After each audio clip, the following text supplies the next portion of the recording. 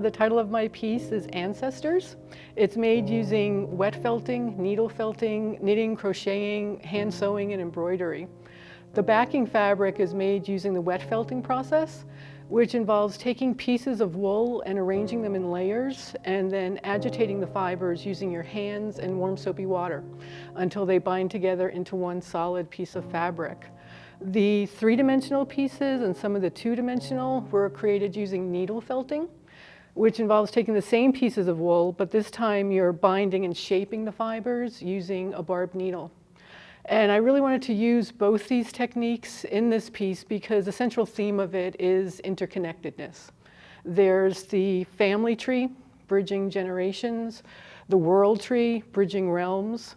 In the center, you'll see a spawning salmon that we also have the gravelly reds with eggs as the salmon is completing its life cycle to come to rest on the forest floor where its remains will nourish the plants, the mycelium, the trees, which in turn will shade and protect the next generation of salmon. So I love this beautiful cycle of reciprocity in nature.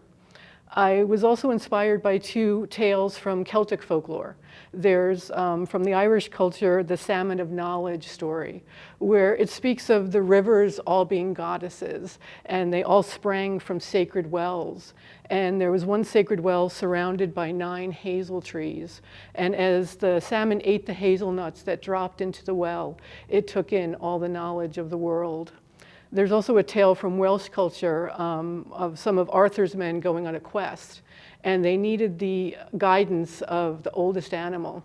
So they sought out the blackbird, the stag, the owl, the eagle, who eventually referred them to the salmon, the oldest and wisest animal of all, who helped them complete their quest.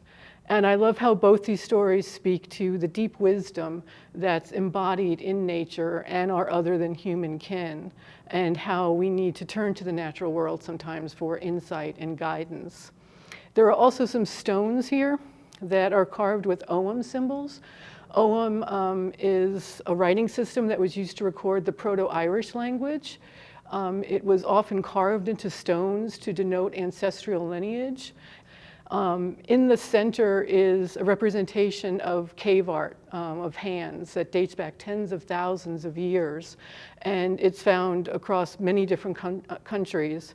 And I love how both the cave art and the Ogham, they speak to how we are imprinted by those who come before us through DNA, through images, through symbols, through language, and through the stories we inherit. And how do we honor those who came before us and fulfill our duty of care to those who come after us? Do some of those stories or narratives need to be transformed or healed or released altogether? And are there some threads that have been lost along the way or forgotten that need to be remembered and woven back into our stories? As we're all ancestors in the making, what stories are we creating right now with our lives as individuals, as a society, and as a species that will be imprinting and impacting those who come after us?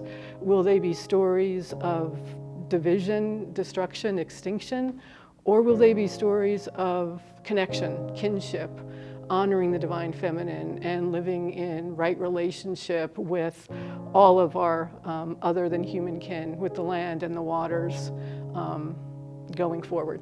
That's what I'm hoping for.